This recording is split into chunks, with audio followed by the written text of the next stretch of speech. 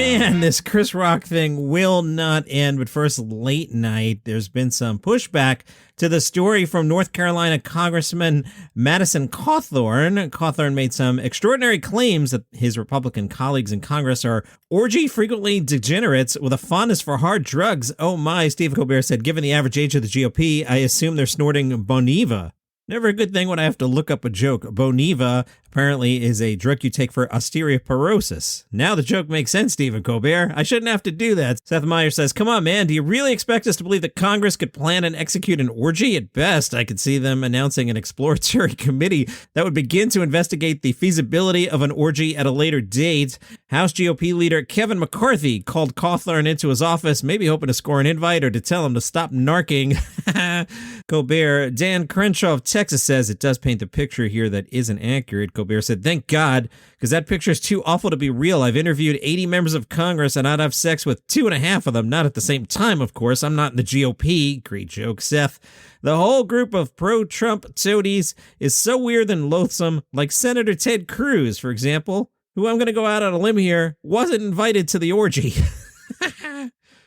Seth, please don't name names because all the names go with faces we know. Also, I gotta say, if they were having orgies and doing cocaine, I would actually find that impressive. I mean, they're all 70 and 80 years old. If you told me Chuck Grassley was snorting blow and boning nonstop, I'd be like, damn, maybe he's more with it than I thought. At Chris Rock's show on Thursday night, an audience member yelled out, F. Will Smith. Rock did not engage with the Will Smith chants on the first night. On the Thursday night show, he responded by immediately shutting it down, saying, no, no, no, no, no. The New York Post says Boston resident Emily DePina was escorted out of the show. She had front row seats and is quoted as saying, I didn't do nothing. I didn't do S-word. Yeah, I'm drinking. Yes, I had 4 shots. I don't give an F. I'll be honest. I paid $80 before this S happened. We weren't heckling Chris Rock. We had front row seats. We were endorsing him, responding to his jokes. He was interacting with us, but security took us out. They came to us about 3 times. The first time, they said we were too loud, that we couldn't interact with someone on stage. The second time, they said we were heckling him. The third time, we switched seats, and then I got kicked out. Emily's friend said all we did was interact and respond to the comedian. They're so afraid that someone's going to say something that they kicked us out before we could. The New York Post has some pixelated photos of the duo, and they're giving it's pixelated, so I'm not sure. It appears to me like they're giving the finger to the photographer. So I read the story. Make up your own mind. Boston resident Christian Williams was at the 10 p.m. show and said some guy was heckling Chris, and he said, is that Oscar security? That's funny. Also from the New York Post, new footage that wasn't seen on the Oscars broadcast has now been posted on TikTok. That's right. The clip zooms in on Chris Rock, who appears to be in shock following the incident. He looks around as he attempts to comprehend what the heck just happened, and at one point looks to an unknown person in the audience and makes a face as if to suggest he isn't sure why Smith slapped him. Now remember, after all that, Chris Rock actually had to give out an award. Well, one of the award winners, not at all happy with Chris Rock from IndieWire. Chris Rock was announcing the Best Documentary category. Rock proceeded to list the award as going to Amir Thompson and 4 White Guys for Summer of Soul. One of those quote-unquote 4 white guys is Joseph Patel. The Hollywood Reporter says on March 30th, Patel tweeted that he was angry not only with Smith for having robbed the entire category of its once-in-a-lifetime Oscars moment, but also with Chris Rock for the 4 white guys comment, which Chris Rock had allegedly said the night before as well. The producer explained why the joke rubbed him the wrong way. He said, the reason that makes me, caps, so very angry, uncaps, is because I was so proud to be one of a handful of South Asians to ever have won an Oscar in the history of the award. I was ecstatic that I was the 3rd South Asian to win that night after Riz Ahmed and Anil Karia won earlier in the night. That's never happened before, and it's meaningful. It's history. Patel assured his followers that he can take a joke, but not in that moment. Quote, what an crappy, cleaned it up, disrespectful thing to do. All caps. And here's the thing, uncaps. It wasn't that Chris Rock was under stress. He made the same joke the night before on stage at Roots Jam. Once we realized the Chris Rock-Will Smith interaction wasn't a bit, everything got turned upside down. Everybody was still trying to make sense of it when Chris persevered and started to read the nominees. I think what Will did was selfish. It robbed the category of its moment. It robbed the other excellent and amazing films of their moment to be acknowledged in what was a strong year for docs. And it robbed Summer of Soul and our team of our moment of a loud, enthusiastic cheer for a celebrated film. Patel continued, "What I didn't hear in that moment walking the stage, but was told afterwards, is what Chris Rock said when reading our name from the winner's card. The winner is Summer of Soul, Amir Questlove Thompson, and 4 white guys," now in all caps, "what in the actual F? Question mark, question mark, question mark, question mark, question mark." Patel ended the thread, saying he won't be watching the ceremony. "Thank you, Chris, you absolute effing D-word." What both Will and Chris did really stain what should have been a beautiful moment for us. Patel later deleted the thread and then tweeted, "We reached the unproductive portion of the viral Twitter thread, so I've deleted it. I said what I needed to say and feel at peace with it. Some of y'all are weirdos." Oh, there's more. Oscars producer Will Packer was on Good Morning America on Friday. He explained why Will Smith was not removed from the show. By the way, you ever start a comedy podcast and you thought it was going to be about like, "Hey guys, Hannibal Buress is coming to Cleveland this weekend." And Hannibal said, "Nope, that's not what we're doing at all, apparently." Oscars producer Will Packer said Chris Rock has made it clear that he does not want to make a bad situation worse.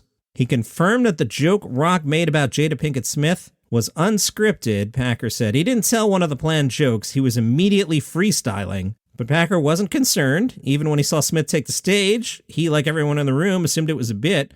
Once I saw Will yelling at the stage with such vitriol, my heart dropped, and I remember thinking, oh no, not like this. Chris was keeping his head when everybody else was losing theirs. My heart was just in my stomach because of everything about it and what it represented and what it looked like and who was involved, all that. I've never felt so immediately devastated like I did in that moment. When Rock walked off stage, Packer confirmed with Rock that Smith had really hit him. Rock joked, "I just took a punch from Muhammad Ali." Rock insisted he was fine. The LAPD came into Packer's office and were, quote, laying out very clearly what Chris's rights are. They were saying, "This is battery. We'll go get him. We're prepared. We're prepared to get him right now. You can press charges. We'll arrest him." Can you imagine if Will Smith were arrested on live TV in the middle of the Oscars?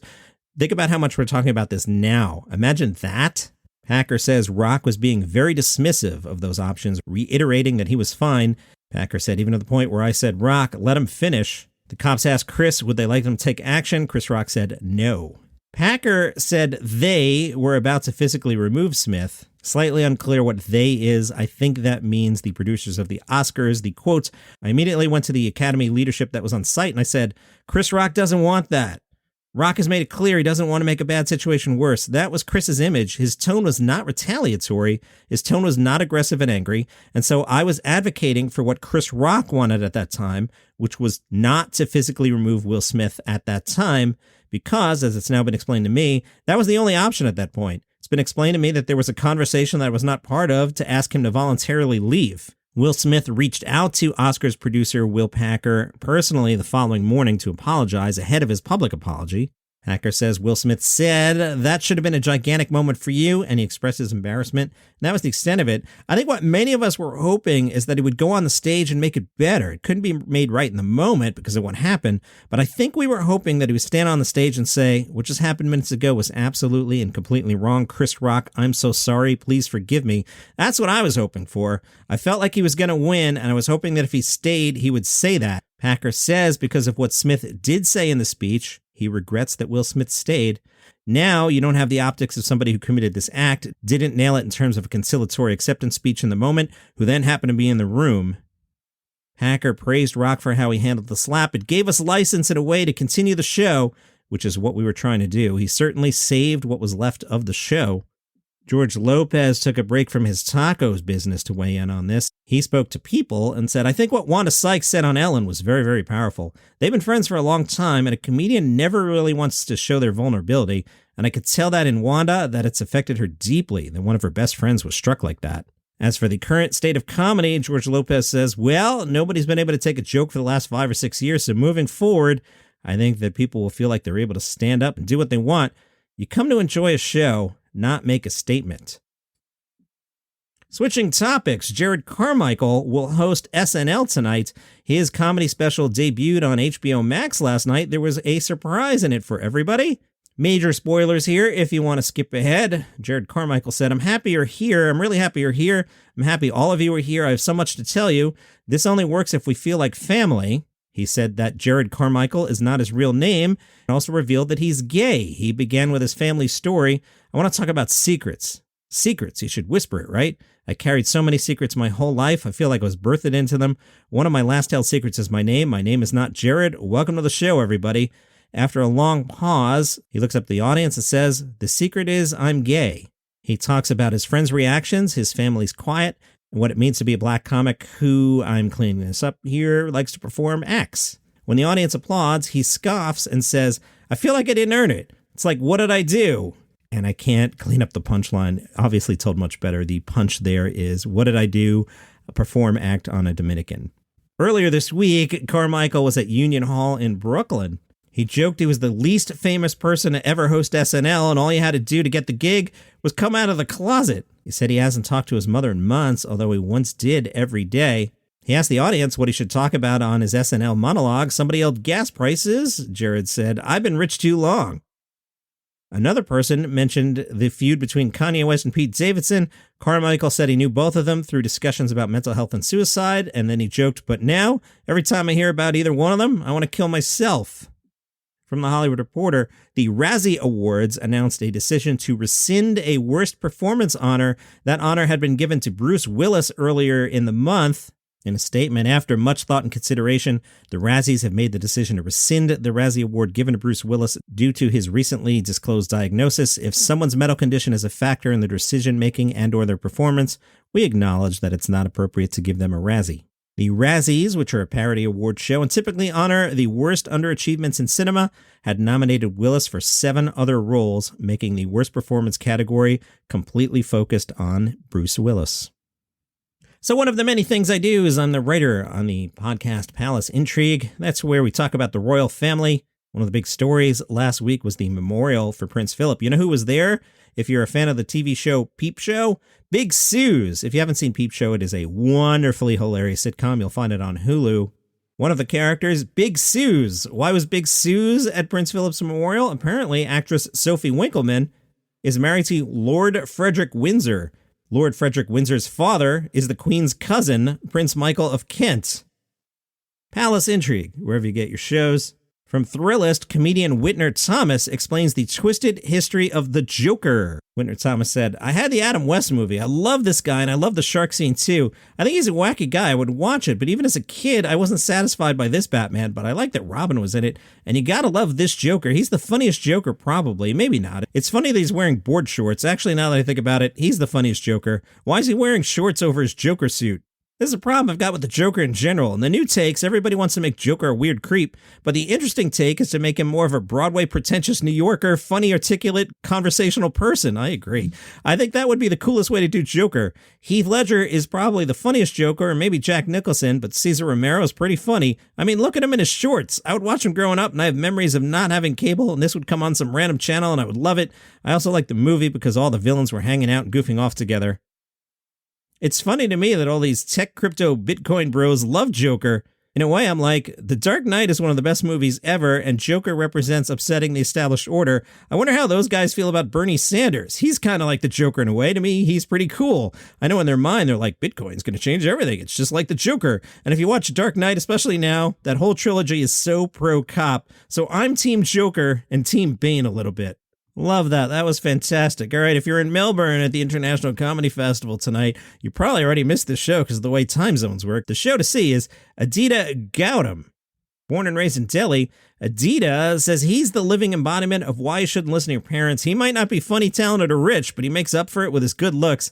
After performing in sold-out shows at the Adelaide Fringe, he's now bringing tales of racism, Ubers, prison, Indian penises, and much more to Melbourne. You don't want to miss out on the best Indian tales ever told on stage. You don't see too many shows about Ubers and Indian penises, I'll tell you that.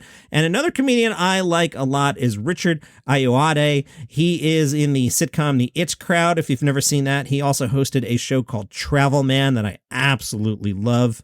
They have picked up another season of his quiz show Question Team, in which 3 comedians must bring a unique round of questions inspired by their own interests for Ayoade and the other guests to answer. Some of the comedians who have done this show in the past include James Acaster, Nish Kumar, Catherine Ryan. So if you ever come across Question Team on the interwebs, check it out. If you want to feel for Richard's humor, here's the money quote. Love this. Richard said, I'm beyond thrilled to be providing a, quote, pantomiming genuine excitement with whatever I'm meant to be promoting. Love it. And that's your comedy news for today. All right, normal episode tomorrow. Follow the show for free on Apple Podcasts, Spotify, Overcast, wherever you get your shows. If you'd like the show early and commercial free, become a premium subscriber on Apple Podcasts for $5 a month. See you tomorrow.